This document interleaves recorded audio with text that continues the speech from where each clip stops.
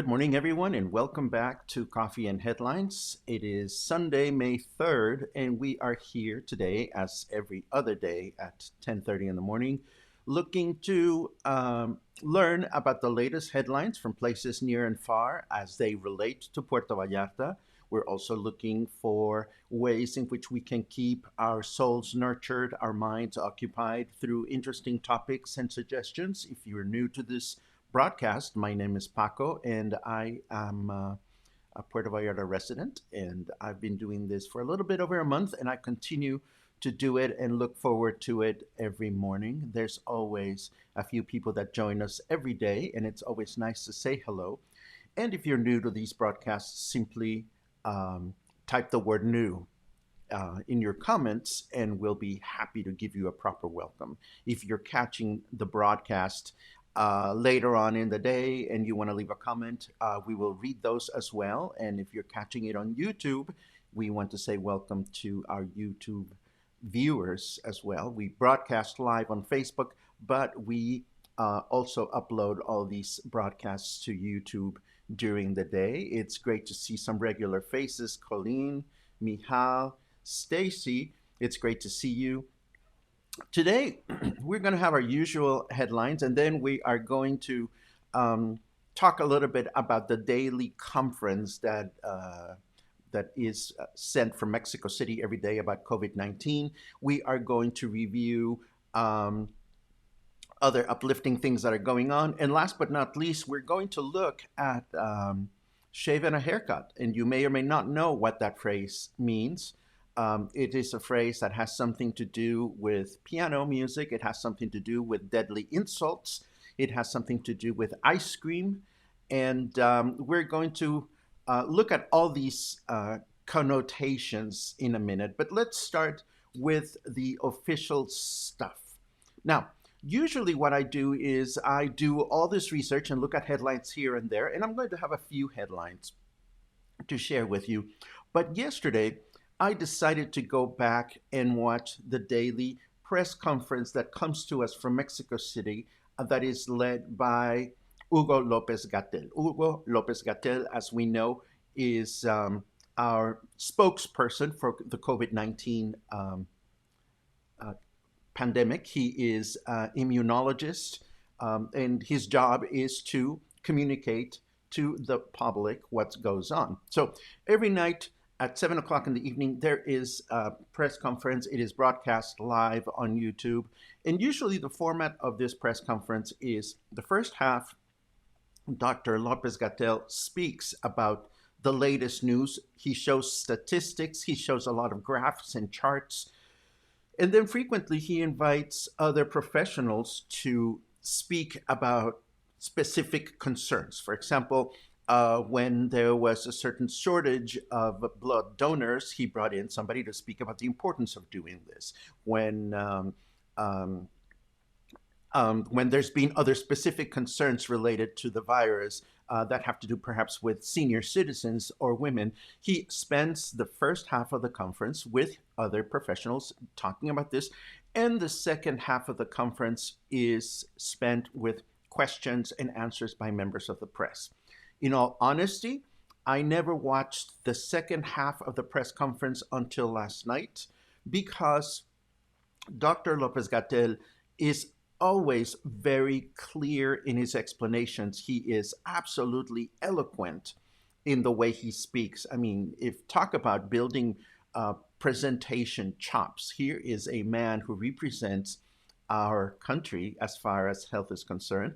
And every night, he goes out and speaks in front of the microphone, and he never skips a beat. I mean, he is just so fluent. Sometimes I'm here sitting with you, and all of a sudden my tongue goes places, and I get all confused, and I don't know what to talk about next. So anyhow, I've been watching Lopez-Gatell's conferences, never stayed to the question and answer part, and also I had not watched a conference in about a week, week and a half. Why is that? Because we know what our work is. We know we have our work cut out to ourselves, and nothing has changed. Our work is stay at home and follow guidelines and wear a face mask. This is what we've had to do. Other than that, the numbers are changing ever so slightly. We're moving through the pandemic, and we're getting to the point in which we reach the highest levels of new cases, which is at the beginning of the month. I think it was scheduled for May 6th or May 8th. I forget the exact date. Anyhow, and I have a point, and I'm getting to this.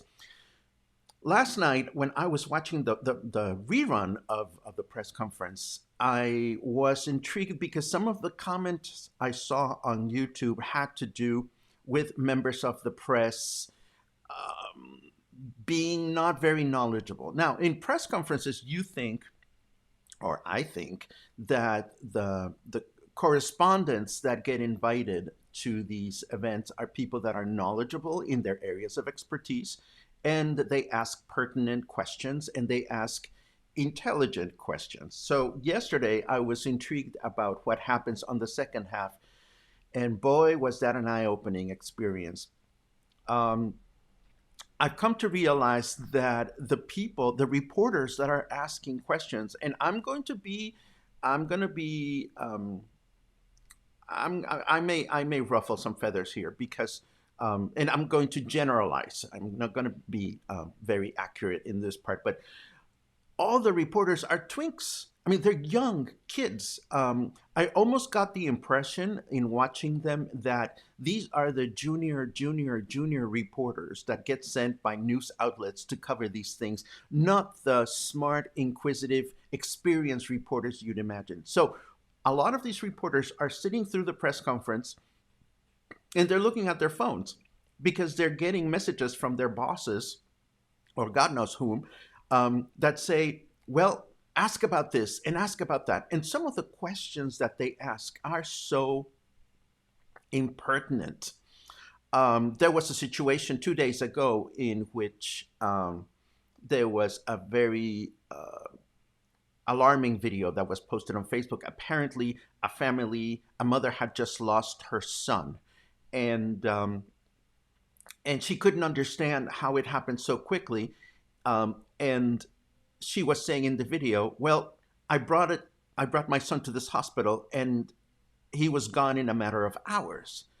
And the implication of the reporter was, or what the reporter was trying to pressure Lopez Gatell into discussing is, could this hospital have infected the patient? Now, think about this for just a moment. What hospital would deliberately, in the real world, I mean, there's a lot of great movies and thrillers and horror movies out there, but in the real world, what hospital would deliberately want to go and terminate someone's life? Clearly, this was a situation in which the mother was very concerned, was shocked, was unprepared to realize that her son had died. But the reporter asked this question in such a way that she was implying that Lopez Gatell would have a comment about hospitals that deliberately infect patients or murder patients. Needless to say, he never lost his cool, but he made sure that reporters understand there are alarming or alarmist statistics that can be shared, but then there's also a lot of facts, a lot of important information that reporters, sometimes we fail to do all the research. We fail to look at all the documents that are presented to us. So it was an eye-opener. It was an eye-opener to see how Hugo Lopez Gatell answered all these questions with a lot of patience, but at the same time made sure that he sent a clear message to the journalists: print the facts, print the documents that we have. And to that effect, I'm going to now show you what he showed during the press conference. Let me see. Boom, boom, boom, boom, boom. Headlines. Okay. So Lopez Gatell made reference to the official website that Mexico has. It is called coronavirus.gov.mx. So if you go here, there's a wealth of documents for people to learn about what's going on, what are the latest news, and so forth and so on. There are two specific areas. One is called Público en General, and there's a lot of articles here about things that concern us. And then he pointed specifically to this section, which is geared towards health professionals, but also to the press. If you go to this area that has the name of Documentos de Consulta, or documents that you can consult, here you will find guidelines for everything from what to do with a corpse when the person dies, um, how to deal with dental hygiene and safety. Anyhow, there's all this wealth of information available for both the general public and also for reporters to research. And the point that he was trying to make had to do with the fact that reporters are simply not going through the trouble of researching um, the news or the facts with as much detail as is important. And I know I'm going on and on and on about this, but I have a point. Number one, if you go to this website, and I know that the website is in Spanish, and you find any specific area that you are concerned of, just let me know. Send me a note, and I'll be happy to research it. I'll be happy to translate it. There's a lot of information there. If I was to resume or recap what was discussed during the press conference yesterday, I would bring it up to these points. Number one, at this stage of the game in Mexico, there are plenty of hospital beds available throughout the country. And this is an important piece of news to know that as the disease continues to spread and more people catch COVID-19, there is enough help. There's enough room. There are enough resources in hospitals as far as what he expressed. Number one. Number two, there are different kinds of COVID-19. There are the mild cases in which you will get some symptoms and then that's it. But then there are some very, very deadly cases of COVID-19. And he specifically emphasized that if you feel short of breath, if you feel like you cannot breathe, this is a clear situation in which you have to call for help immediately. Because if you happen to fall in the category of people that catch COVID-19 and the disease spreads quickly, it could be a matter of hours before medical professionals don't have the ability to bring you back from where you are.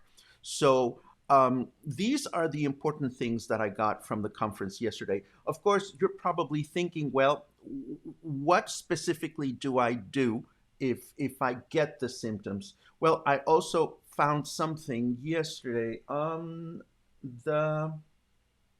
this one on one of the papers.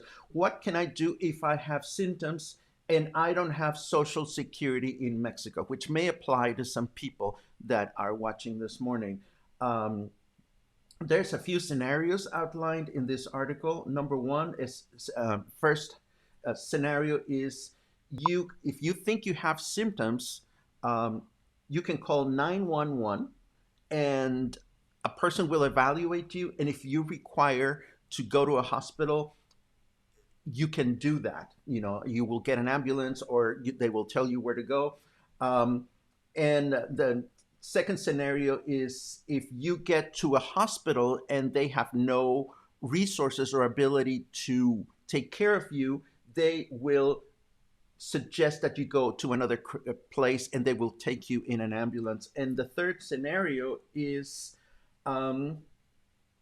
if you happen to be out and about, if you're not at home but you're out on the street, you can call the same emergency number and they will find you an ambulance and you will be taken to a hospital. So what's important here is that if you have symptoms that you think might be related to COVID-19, it is important that you don't wait. Why would we want to wait? Well, I would be scared shitless, for starters. I mean, if all of a sudden I felt like I cannot breathe or my temperature rising and whatever the symptoms are, I mean, there's a part of me that would want to go into denial and would go, no, I'm going to be fine. I'm going to be fine. In this case, it's really important that we take care of this fairly quickly.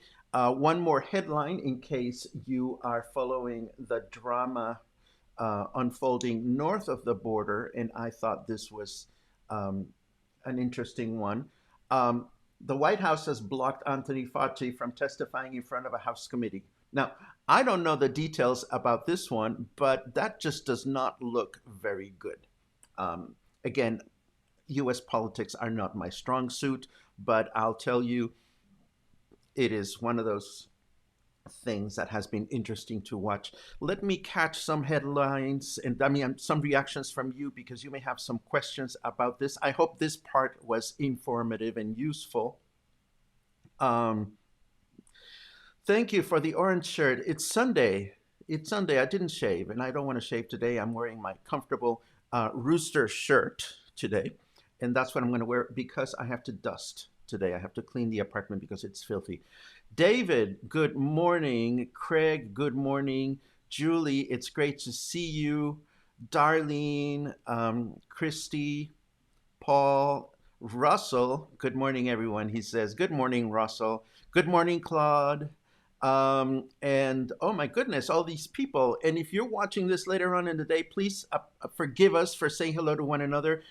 This is what we do. And if you watch us live, we will say hello. And if you're not watching live, drop in your comments because we will still answer them as much as we can.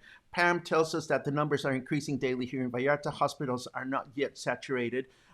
Let's pray that that continues to be the case. Again, in the information that I saw in yesterday's conference, everything seemed to indicate that there's plenty of space still. Um, Paul asks for non-Spanish speakers, can they call 911 and is there someone they can communicate with? I don't have an answer for you, Paul. I certainly hope that the people that are manning our 911 numbers are bilingual. I don't know exactly what the situation would be, but I can do some research on that behalf. Happy Sunday to you, Luis. Thank you for that. If you ever visit my house, Michal, everything is green or orange. These are my two favorite colors. And one of these days, I'll give you a tour of my green and orange existence. Let's see. This is a good time to move into our shave and a haircut feature.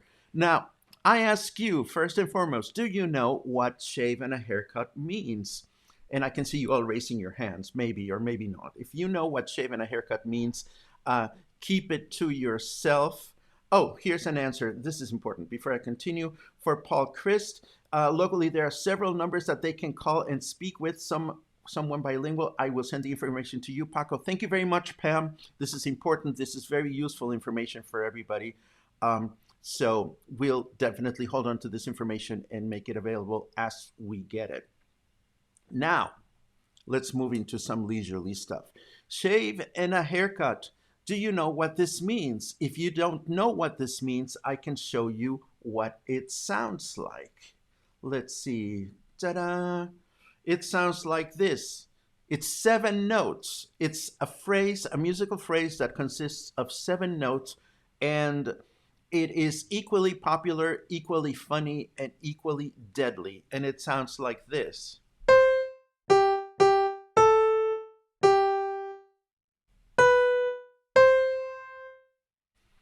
Now, I'm sure you've heard this before, and I'm sure you've heard rhythmic variations of it. I'm sure you've heard people knocking and expecting an answer. So what's the deal with this phrase? Where did it come from? Why is it popular? Why are we familiar with it? Well, this is what I'm going to share with you today. And why am I sharing this with you today? Well, what can I say? Yesterday was one of those days in which I took the magic pill, I went down the rabbit hole, and this is what happened later.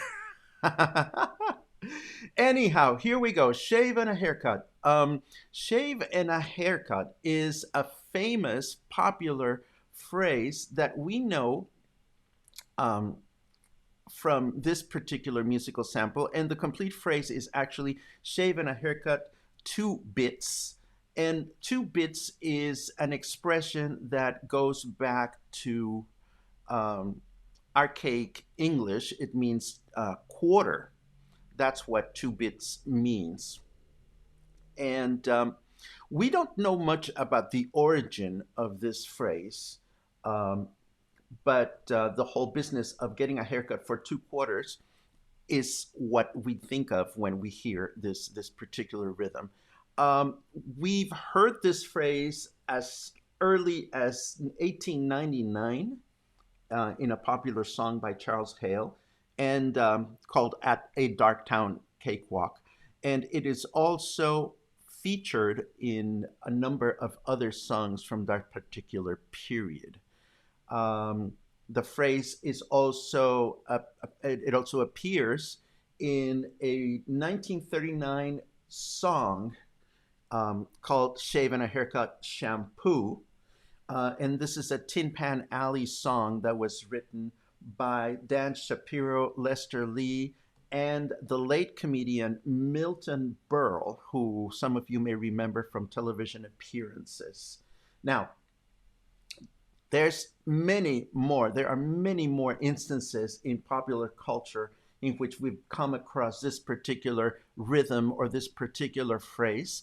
Bugs Bunny sang and danced to it a number of times in his cartoons.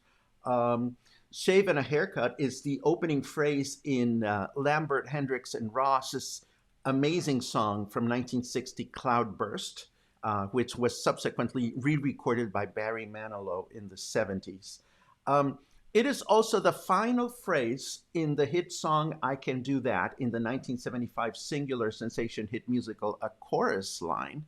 Um, and last but certainly not least, it shows up famously in the 1988 film Who Framed Roger Rabbit, when the bad guy, Judge Doom, is looking for Roger Rabbit. I don't know if you remember the movie, but at this point of the movie, Roger Rabbit is hiding in a closet, and he's a cartoon, and Judge Doom is a real person. So in order to bring him out of his hiding place, um, Judge Doom starts knocking with his cane.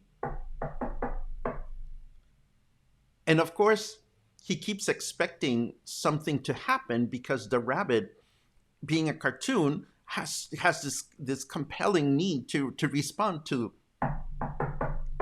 the knocking. So it is absolutely funny that eventually, Roger Rabbit cannot help himself and he comes out of his hiding place. And this is the moment in which he's captured by Judge Doom.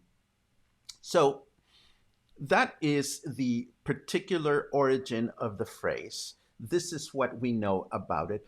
But I have a question. The question is, why is it so irresistible? Well, let's go back to the little keyboard for a second. And I'm using my iPad, which is why I'm playing clumsily. So the phrase,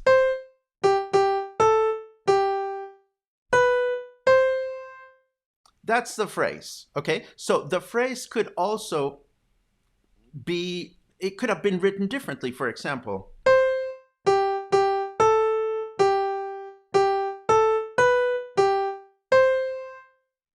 But that would not have been as interesting. What makes the phrase so compelling to us is the silence between the first 5 notes and then the last 2 notes. If somebody goes, you expect there to be an answer. You expect there to be something else. And if you just go, there is no closure on the phrase. So that's what has made this phrase so incredibly popular through time. But there's more to it because things get weirder. In Mexico, you have to be careful with a phrase. Why? Because that particular rhythm is a very offensive insult in Mexico. The phrase is used to imply chinga a tu madre cabrón, which means go blank your mother asshole. So if you're driving through Mexico and you hear people honking the phrase, it's not because they're happy or they're cheerful. It's because they're insulting one another. So this is a phrase that you absolutely need to use carefully while you are in Mexico. But things get a little weirder. You see, I went to research the phrase on the internet because I figured, okay, I want to learn more about what recordings there are and so forth and so on. So I went into YouTube and I searched for for the phrase shave and a haircut. And I did not find what I thought I would find. Instead, I found this melody. Check it out. Um, and we know that song. I mean, everybody plays that on the piano. We've heard it a million times. So I thought it was really weird that you look for shave and a haircut and you get this other song. Well, apparently, according to the internet, this is shave and a haircut. Now, if you live in Mexico and you've heard this song, does it remind you of ice cream? Please say yes, because if you say no, you haven't lived in Mexico long enough. In fact, there's another song that reminds you of ice cream.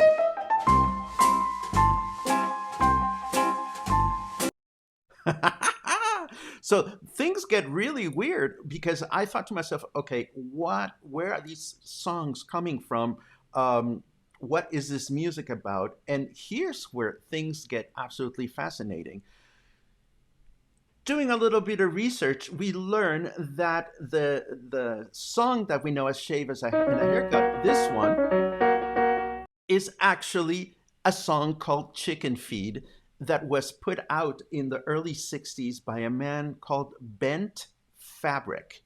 Bent Fabric. What kind of a name is that? Well, it turns out that Bent Fabric is, because he's still alive, he's a Danish pianist and composer. He is 95 years old now. And in 1962, he released his debut album, and the debut album was called Alley Cat. And Alley Cat is this song. Do, do, do, do, do, do. So anyhow, this Alley Cat song, I found out reading about this. You know the Macarena, you know the Lambada, you know all these dances that we have today. Well, in the early '60s, this Alley Cat song was the hit dance craze of the time. People were line dancing to it everywhere they went. So who knew?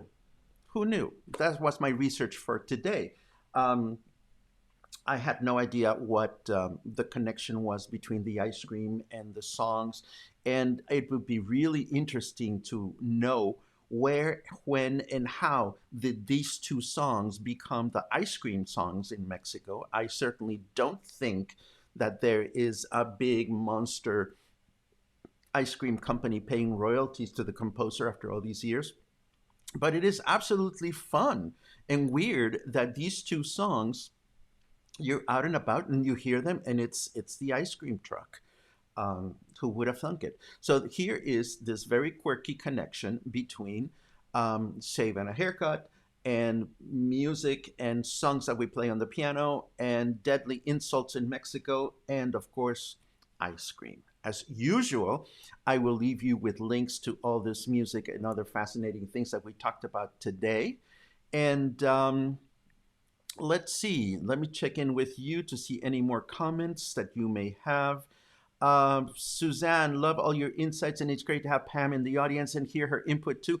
Absolutely. We love Pam, and we love when we get additional information that can help us feel comfort as to what's going on in as far as COVID-19 is concerned. 2 bits is 25 cents or 1/4. Thank you for that, Sue. Thanks, Pam. A list of PV numbers to call would be great to have on hand. I have a couple would like to update the list. Please, Pam, as soon as you send this information, I will share it with other people. I'm glad you're amused, Sue. And yes, Ice Cream Man. Isn't that second ice cream song called Swing Prelude? I don't know, Julie. I'm going to have to do some research. Ice cream truck in our little village of Las Juntas. Absolutely. It's really funny. You go through any place in Mexico. This is not even a Puerto Vallarta thing. It's all over Mexico. So again, I think it's fascinating that some ice cream mogul out there would pick this album from the '60s and say, okay, this is the music that we're going to use. How weird is that? Anyhow, this is what we have for today. It is Sunday. I hope you have a really, really, really wonderful day today. I hope you'll stay safe and healthy and sane and curious. I'm going to publish all these news links for you to explore at your leisure. And of course, today is the day in which the newsletter comes out. As you know, when you sign up to my newsletter on the website, you can get all our articles from the week consolidated in one single email message. And of course, you're going to get this if you sign up for it. It goes out automatically every Sunday afternoon. And where did I go? Here I am. Anyhow, this is what we have today. This is our get together for the day. And I hope that tomorrow we will all get together again and have a wonderful time. As always, please send me your tips, your comments, your suggestions, your guidelines, and I will see you again sometime in the near future. Be well.